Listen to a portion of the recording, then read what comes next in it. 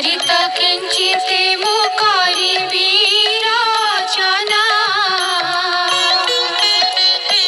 जगत जननी बारे दिया दिव्य ज्ञान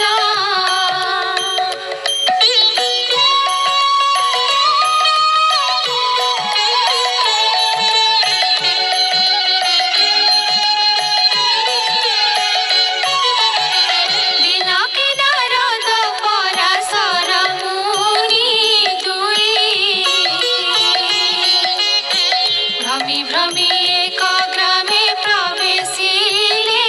जाई सेही दिन मार्गशीर मास गुरुवार पर्व पड़िथिला सर्वपुरवासींकर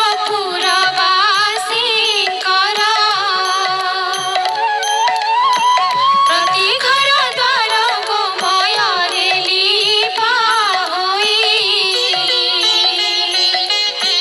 लक्ष्मी पाद पद्म चिता पड़िथिला तही नारी माने स्नान करी पिंधि झीर बास लक्ष्मी पूजारे सर्वे होइछन्ति बस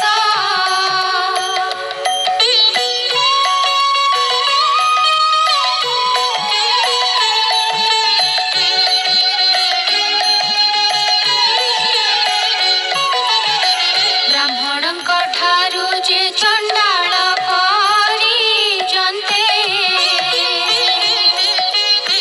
लक्ष्मी पूजारे रत अछन्ति समस्ते कुला होई सबदरे पूरिछि गगन देखिए उत्सव रीति विधाता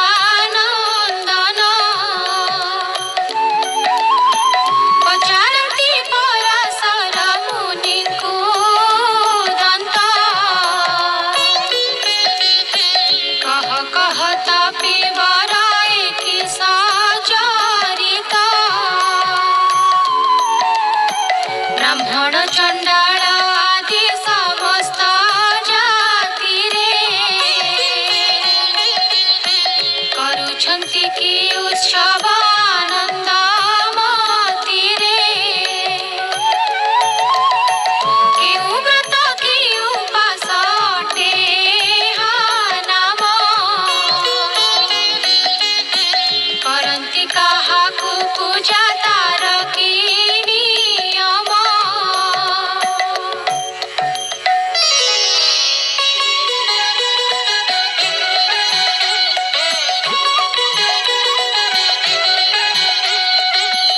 शुणी पराशर होई हस हस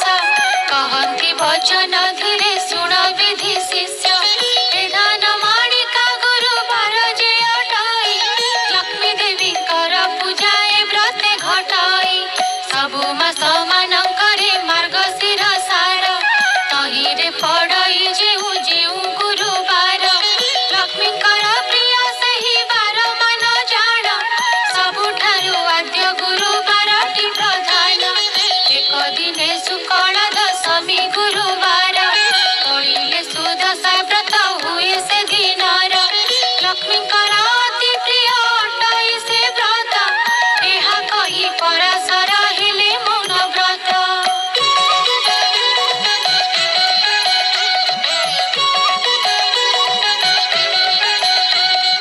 ताहांकु पोछिले पुणी ब्रह्मांक कुमार लक्ष्मी व्रत करिथिला मर्ते केहु नर तहिरु से शुभ फल किसल भी अछि लक्ष्मी द्रोही होई करि के दुख पाइछि एहा सबु मो आगरे कहत पिसाई सुनिबाकु ताहा चित्ते श्रद्धा उपजाई नारद भजन सुनी पराशर मुनि कहती हरस चित्ते सुमधुर वाणी धन्य हे नारद तुम्भ पवित्र चरित लक्ष्मी व्रत कथारे जे होई अक्षरत कहु अछि पुरातन कथा अछि जाहा होइब आनंद जत ବ୍ରତ ଶୁଣିଲେ ତାହା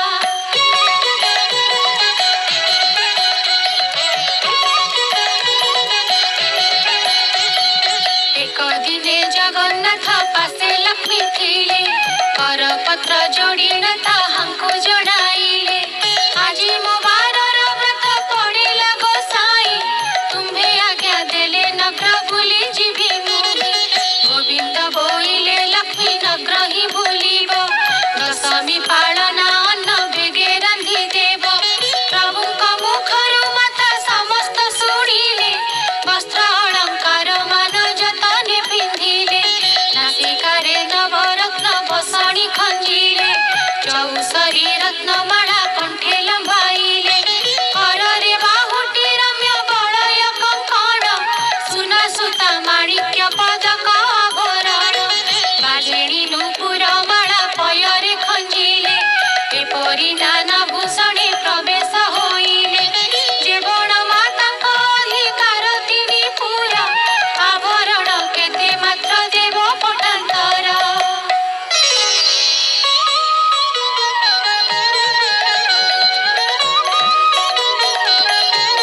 ଶୁଣ ହେ ନାରଦ ମୁନି ହୋଇ ଏକ ଚିତ୍ତ ବୋଲି ବ୍ରାହ୍ମଣୀ ରୂପକୁ ଧରି ଜଗନ୍ନାଥ ପ୍ରବେଶ ହୋଇଲେ ଯାଇ ସାଧୁର ଦୁଆରେ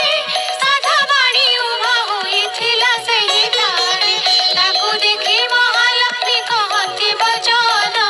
ଶୁଣ ଶୁଣ ସାଧବାଣୀ ହୋଇ ସ୍ଥିର ମନ ଆଜି ପରା ମହାଲକ୍ଷ୍ମୀ ବ୍ରତ ଗୁରୁବାର କିମ୍ବା ପୋଛା କରି ନାହୁ କିମ୍ବା ଘର ଦ୍ୱାର ସାଧବାଣୀ ଏହା ଶୁଣି ପୁଛଇ ସେ କ୍ଷଣି କି ରୂପେ ବ୍ରତ ହୁଏ କାହା ପୂଜା ପୁଣି ବୁଝାଇ ତା ସବୁକୁ ହେ ନାନୀ ଗୋସାଇଁ ଆଇଲେ ମନକୁ ମୋର ବ୍ରତ କରିବଇ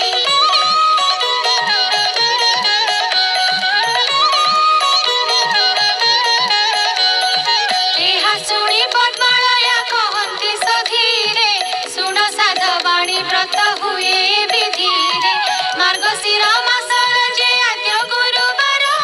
ସେଦିନ ଉଷାରୁ ସେଜ ଛାଡ଼ି ତତପର ଗୋମୟ ଜଳରେ ଘର ଦୁଆର ଲେପିବ ଲକ୍ଷ୍ମୀ ଦେବୀ ପାଦ ପଦ୍ମ ଚିତାକୁ ଲେଖିବ ନୂଆ ମାଣ ଗୋଟିଏ ଅଣାଇ ଯତ୍ନେ ବେଗେ ଧୋଇ ଧାଇ କରି ତାକୁ ଶୁଖାଇବ ବେଗେ ତାହାକୁ କରିବ ନାନା ଚିତ୍ର ଯେ ବିଚିତ୍ର ଚାଉଳକୁ ବାଟି ଚିତା ଲେଖିବ ସମସ୍ତ ତହୁ ସ୍ନାନ କରି ଆସି ହୋଇ ଶୁଚିମନ୍ତ ଚଉକି ବା ଖଟୁଲି ଯେ ଆଣିବ ତୁରିତ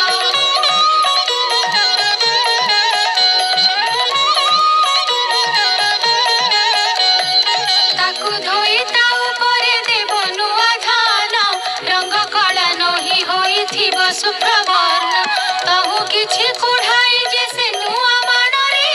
ଧାନ ମାଣ ଯେ ପୁରାଇ ରଖିବ ତା ପରେ ସେ ଧାନ ମାଣ ଉପରେ ଗୁଆ ତିନି ଗୋଟି ହଳଦୀ ପାଣିରେ ତାହା ଧୋଇ ଥୋଇ ବଟି ସୁକଳ ଧାନର ସିସା ଆଣି ମେଣ୍ଟା କରି ସେ ମାଣ ଉପରେ ତାହା ଥୋଇବ ବିଚାରି ଚୂଳ ଆଖୁମୂଳା କଦଳୀରେ ସଜାଇବ ପଟାଦି ରଙ୍ଗ ବସନ ପୁଷ୍ପେ ମଣ୍ଡାଇବ ତହୁ ଆବା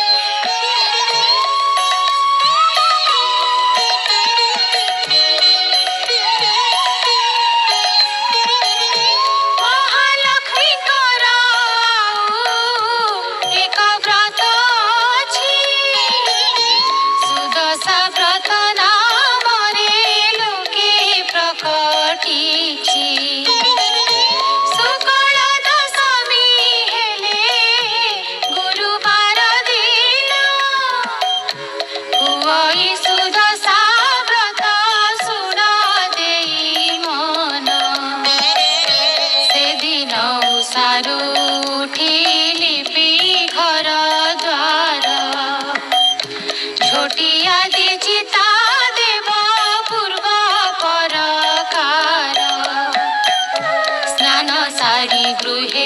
पद्ममण्डल लेखिब तहि परे धोई एक खटुली रखिब तहि परे लक्ष्मी पूजा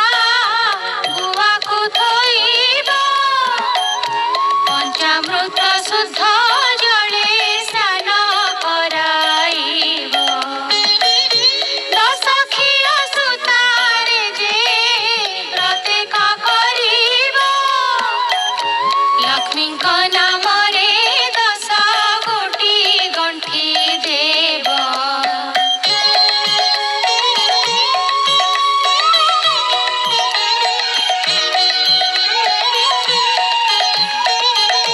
दश क्षीर दुबरे व्रतକୁ गुड़ाइब महालक्ष्मी गुआ पाखे ताहाକୁ रखिब କରୁଥିଲେ ପୂର୍ବରୁ ସେ ବ୍ରତ ପୁରାତନ ବ୍ରତ ଡୋର ଆଣି ତହି ଥୋଇବ ବହନ ପ୍ରଥମରେ ବାଳ ଧୂପ ନୈବେଦ୍ୟ କରି ତାପରେ ଯା ଭୋଗ ଦେବ ଶୁଣ ହେତୁ କରି ଅରୁଆ ଚାଉଳ ଏକ ମାଣ ତିନ୍ତାଇବ ତାକୁ କୁଟି ଚୁନା କରି ଯତନେ ରଖିବ କଦଳୀ ନଡ଼ିଆ ଛେନା ଆଦି 10 ପୁର ଦେଇ 10 ଗୋଟି ମଣ୍ଡା କରଇ ସତ୍ୱର महालक्ष्मीଙ୍କର ପୂଜା କରି ଭକ୍ତି ଚିତ୍ତେ ସେ ପ୍ରସାଦ ଖାଇ ଦିନ ବଞ୍ଚିବ ଯେ ସୁସ୍ଥେ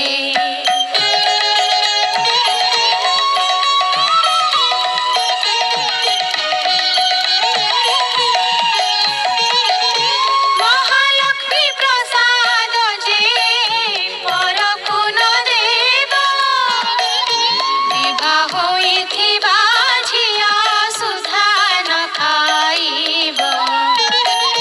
ହେଉ ତାରୁ କଥା ଏକ ମନ ଦେଇ ଶୁଣ ଗୁରୁବାର ଦିନ ଯେଉଁ କଥାଟି ବାରଣ ସେ କଥା କହୁଛି ଏବେ ସାଧବାଣୀ ଶୁଣ ଏବେ ନ ଭାଜିବ ଖଇ ଗୁରୁବାର ଦିନ ଯେଉଁ ନାରୀ ଗୁରୁବାର ଦିନରେ ଆମିଷ ଭୁଞ୍ଜଇଲ ଘରେ କିବା ନ ପଖାଳେ କେଶ ଭୁଞ୍ଜଇ ଉଚ୍ଛିଷ୍ଟ କିବା ଲଗାଏ ଯେ ତେଲ महालक्ष्मी तार निश्चय भांगी जंती गेल गुरुवार जेऊ नारी तुळाକୁ ଭିଡ଼ଇ ଲାଉରେ ଆମିଷ ଦେଇ ଜିଜ୍ଞାସ କରଇ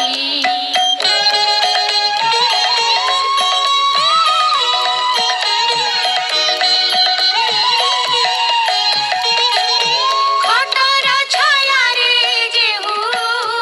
କରଇ ଶୟନ ରାତ୍ର କାଳେ ଦଧି ଅନ୍ନ ଯେ କଲେ ଭୋଜନ ଖର ହୁଏ ଯେହୁ ଯାଇ ନାପିତ ଦ୍ୱାରରେ ଭୋଜନ ସମୟେ ଅନ୍ନ ପକାଏ ଭୂମିରେ ଗୁଞ୍ଜି ନ ପାରିଣ ଯେହୁ ଫୋପାଡ଼ଇ ଦିଏ ଏତେ କର୍ମ ଯେ କରେ ସେ ଲକ୍ଷ୍ମୀ କି ନ ପାଏ ଗୁରୁବାର ଦିନ ସକାଳ